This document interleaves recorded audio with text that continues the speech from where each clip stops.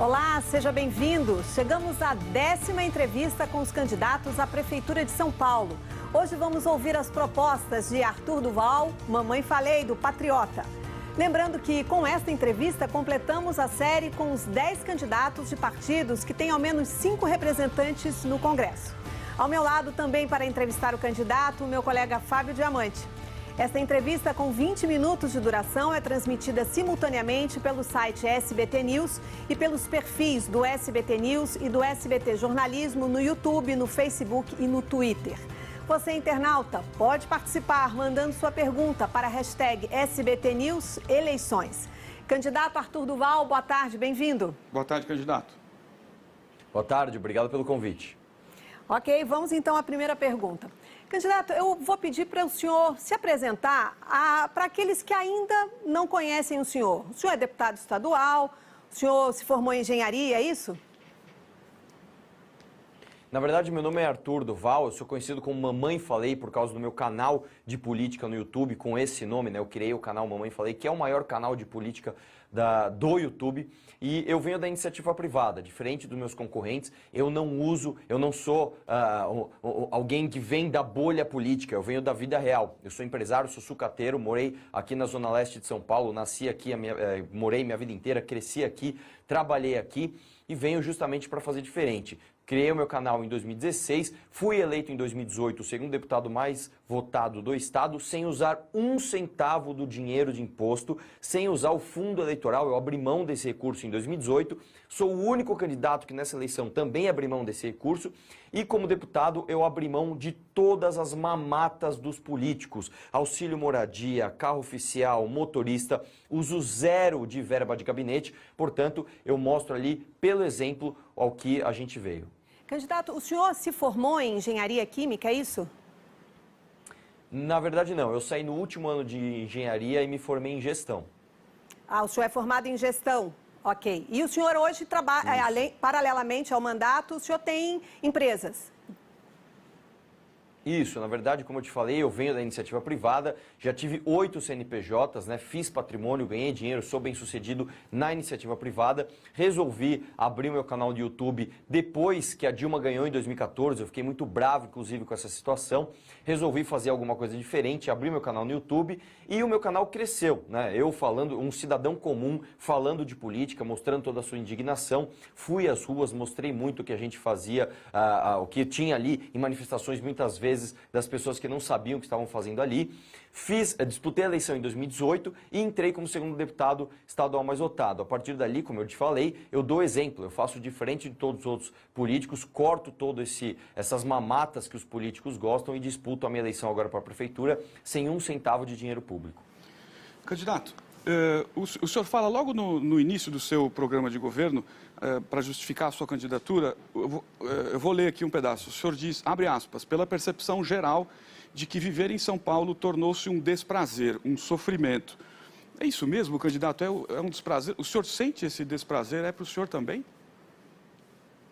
Sim, todos os dias. Na verdade, eu nasci aqui, como eu te falei, cresci aqui e eu fico saudoso, né, quando eu ouço histórias, por exemplo, dos meus avós, dizendo que eles passeavam livremente, por exemplo, na Praça da Sé. Hoje a gente não tem condição de dar um passeio com a nossa família nas regiões centrais de São Paulo. A gente não explora tudo aquilo que tem de bom para ser feito aqui em São Paulo. Mais do que isso, eu digo para vocês imaginem os imigrantes italianos e os imigrantes nordestinos, quando vieram para cá construir essa cidade maravilhosa, o que eles sentiriam ao ver os seus descendentes tendo que pegar 3 horas de trânsito todos os dias para chegar nas melhores regiões de São Paulo, para trabalhar ou para ter as melhores condições de prestação de serviço. Portanto, eu acho que São Paulo tem uma mina de ouro que simplesmente não é explorada. E nós temos de ter um prefeito verdadeiramente paulistano que venha da iniciativa privada e que não enxergue São Paulo do helicóptero ou da Avenida Faria Lima para transformar essa cidade na maravilha que ela pode ser. É por isso que eu quero ser prefeito aqui, para transformar São Paulo numa cidade de primeiro mundo, que é isso que a gente merece. Candidato, a Justiça Eleitoral determinou há algumas semanas que fossem retiradas aquelas postagens que o senhor tinha feito com críticas ao padre Júlio Lancelotti, que é o coordenador da Pastoral de Rua. E a alegação da Justiça, inclusive na época, era porque o senhor fez essas postagens antes do período autorizado e que teria sido uma estratégia para o senhor se fazer mais conhecido de pessoas, de um público que ainda não o conhecia. Queria saber se deu certo. O senhor percebeu que o senhor se tornou mais conhecido depois que o senhor fez aquelas duras críticas ao padre Júlio?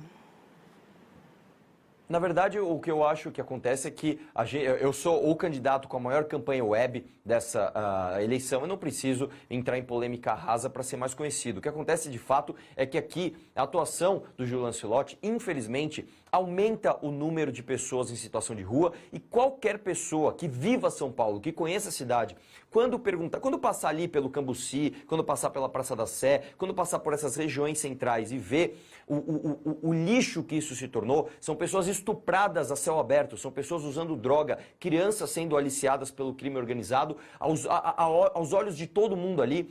E ninguém vai questionar, ninguém vai ter coragem de colocar o dedo na ferida e falar isso não pode continuar assim, isso tem que mudar. Portanto, eu me dei esse papel de fato encarar essa missão e bater de frente com isso. Agora, perdão? Não, pode continuar, por favor. Tem que abrir o áudio. Eu encarei essa missão de bater de frente com isso, e se tiver de bater de frente com os velhos sistemas, se tiver de ter coragem para botar a cara aqui e falar a verdade, é o que eu estou aqui para fazer. Candidato, a sua opinião, ela diverge absolutamente da opinião do Papa, do líder supremo da Igreja Católica, que a gente sabe, semana passada, telefonou para o padre, reconhecendo o trabalho que ele faz. Eu gostaria de saber o que o senhor faria, então, diferente? Qual é a sua proposta, por exemplo, para atender as pessoas de rua, pessoas que agora estão em maior número depois da pandemia? O que o senhor tem para fazer melhor do que a igreja vem fazendo? Porque todo o trabalho da igreja ali é sem o patrocínio da prefeitura, é com o recurso da igreja. O que o senhor faria melhor? Sim, você, desculpa estar enganada, eu em nenhum momento critiquei o trabalho da igreja. Eu quero, inclusive, reforçar aqui que a igreja fez um papel muito importante. Eu quero reforçar aqui que a igreja tem um papel muito importante aqui na acolhida no Brasil, porque antes de ter Ministério Público, antes dos anos 50, antes de ter, Ministério da Saúde, antes de ter a Constituição Cidadã de 88 com o SUS, quem fazia a acolhida das pessoas carentes eram as Santas Casas. Portanto, eu fico triste que o Júlio Lancelotti, que é o padre do PT, que é o padre do Lula, é o padre que defende o Guilherme Boulos, é o padre que defende o MTST, se esconda atrás de uma instituição respeitada, que é a Igreja Católica, e tenha, sim, relações questionáveis com ONGs que têm dinheiro público para fazer o que faz no centro de São Paulo. É muito fácil o artistinha do Leblon vir falar que a Cracolândia tem que ficar do jeito que está, quando ele está lá, pegando praia em Copacabana e conhecendo a Cracolândia lá das palestras do PSOL. Diferente deles, eu vivo aqui e eu sei o que fazer de diferente. O que a gente tem que fazer aqui? Em primeiro lugar, revisão do plano diretor, que é agora em 2021. Segundo lugar, descentralização dos equipamentos sociais. Quando você descentraliza os equipamentos sociais, você leva o equipamento social para onde estão as pessoas em situação de vulnerabilidade.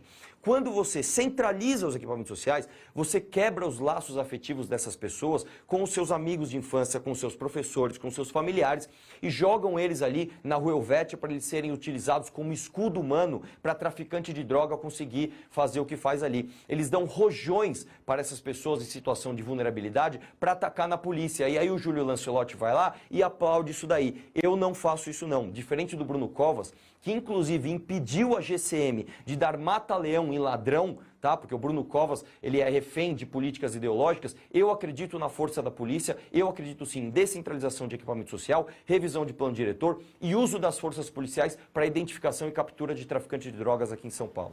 Candidato, mas o senhor separa as coisas aí e o fato é que, ainda que o senhor tenha alguma questão pessoal, que o senhor não goste de opiniões do padre Júlio, o resultado que ele obtém ali, e ele é um representante da Igreja Católica, que o senhor mesmo está elogiando, é indiscutível, né? Tanto que foi reconhecido pelo próprio Papa. A discussão também, acho que ela não pode... Do aumento exponencial das pessoas de rua? Mas o aumento não é responsabilidade, mas o aumento não é responsabilidade dele. O aumento é responsabilidade da incompetência do Estado e da Prefeitura também. Não, eu não estou enganado. O aumento é culpa dele? Uma coisa. O aumento é culpa do padre Júlio, é isso? Não, vamos lá.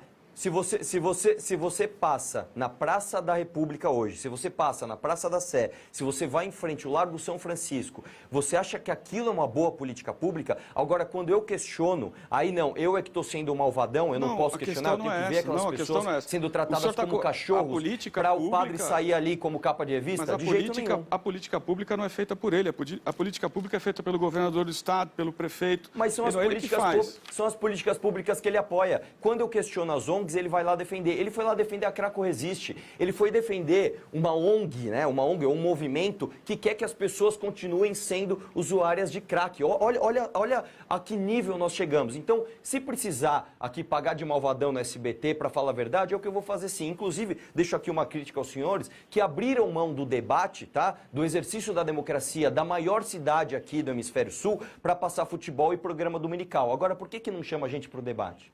Bom, eu vou falar para o senhor agora a nota oficial do SBT. O debate do primeiro turno não vai ser feito. Desculpa, não, senhora. mas não é só pelo senhor, é por todas as... uma acusação, a gente já leu essa nota, todo mundo tem. Se vocês puderem gastar o tempo, se vocês puderem gastar o tempo da minha entrevista sobre minhas propostas, eu agradeço. É isso que nós vamos continuar fazendo, só que o senhor fez uma acusação. Então, a posição oficial do SBT é de que o debate no primeiro turno não vai ser feito por uma questão de saúde pública. Acontece que todas as pessoas que estão envolvidas numa produção como essa ficariam expostas, inclusive o senhor. Mas quero reforçar que no dia 21 de novembro nós vamos ter o segundo turno. Portanto, nós teremos o debate do segundo turno no dia 21. Vou passar para o meu colega que tem uma pergunta para o senhor. Engraçado que quando o líder das pesquisas é o Celso Russomano e o Bruno Covas, aí não tem debate. Agora no segundo turno vai ter. É engraçado, antes do segundo turno todo mundo está com perigo de correr risco ali para pegar coronavírus. Depois do segundo turno, magicamente está todo mundo imune. Muito coerente. Não, a questão ali é uma questão de matemática, é o número de pessoas que seriam envolvidas. Mas vamos continuar? O senhor quer falar de proposta ou o senhor quer continuar nesse assunto?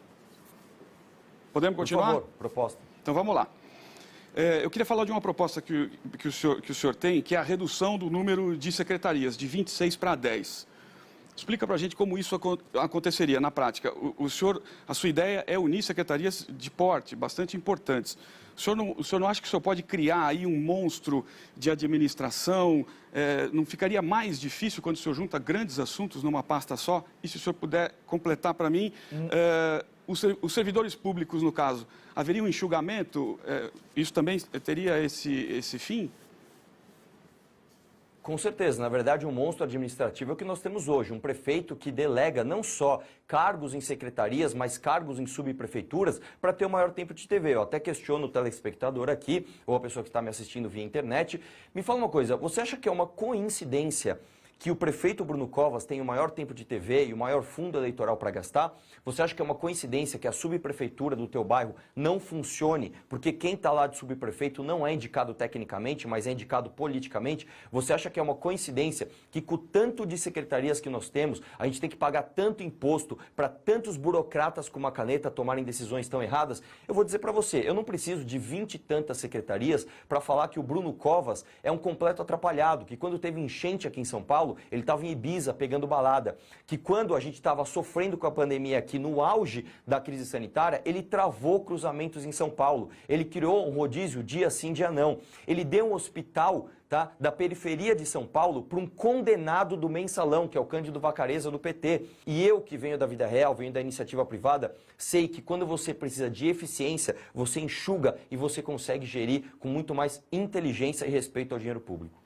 Ainda por conta dessa redução de secretarias, o senhor colocaria transporte e habitação sob uma mesma secretaria, né? Uniria esses dois temas sob uma mesma secretaria, que, aliás, também cuidaria da zeladoria, porque também iria incorporar a secretaria das subprefeituras. Eu gostaria de tratar primeiro do transporte, que é um tema que afeta e interessa milhões de pessoas na cidade. Como é que o senhor pretende fazer com o transporte? Que planos o senhor tem para melhorar o transporte público da cidade de São Paulo?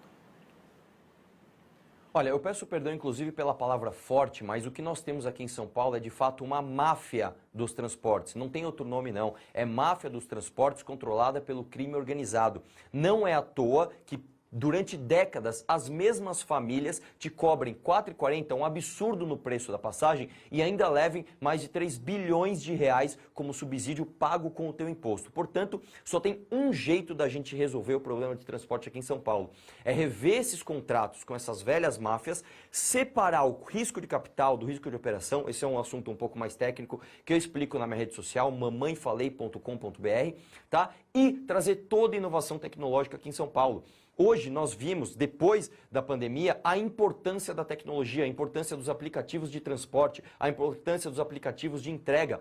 Por que nós não podemos ter aplicativos em transporte coletivo, seja de ônibus, seja em vans? Por que a gente não consegue trazer tudo isso para São Paulo e ser um polo tecnológico? São Paulo tem condições, sim, de ter o melhor transporte do mundo, sem o prefeito ficar prometendo gastar dinheiro com subsídio, porque isso, na verdade, seria cobrar mais imposto de você, e a gente ter competição pelo serviço. Só tem um jeito de você que está em casa ter um transporte bom e barato. São empresas competindo por você e não como a prefeitura faz, um contrato de 15 anos fechado com os seus amiguinhos, se perpetuando e esse absurdo ocorrendo na mobilidade de São Paulo.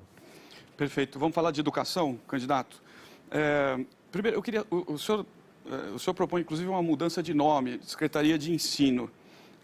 O senhor até fala, vou fazer uma mudança semântica e simbólica. Queria que o senhor explicasse isso, o que isso significa na prática.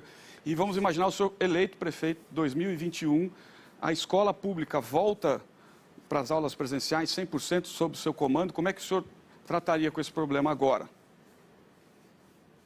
Olha, na verdade o que acontece é que, infelizmente, a gente sofre aqui no Brasil com doutrinação nas escolas, tá? E o nome da secretaria é justamente para mostrar que a escola é para dar ensino, educação é em casa. Quem cuida dessa parte de educação sexual, essa parte mais do antro da família, é o núcleo familiar e não o professor dentro de sala de aula. A escola, inclusive, hoje em São Paulo, ela é subutilizada. O nosso programa Escola 360 consiste no seguinte: nós vamos deixar a escola aberta 360 dias todos os anos. Portanto, a escola vai estar aberta aos finais de semana e nas férias. A principal preocupação das mães da periferia é justamente qual vai ser o futuro do seu filho e o que ele faz nos finais de semana. Muitas dessas mães trabalham e não tem tempo de passar o final de semana inteiro com seus filhos, portanto, o seu filho vai gastar energia dentro da escola, não no pancadão, não no baile funk. Dentro da escola, nós vamos apresentar ali o programa Jovem Capitalista. Nós vamos ensinar os nossos jovens a ganhar dinheiro,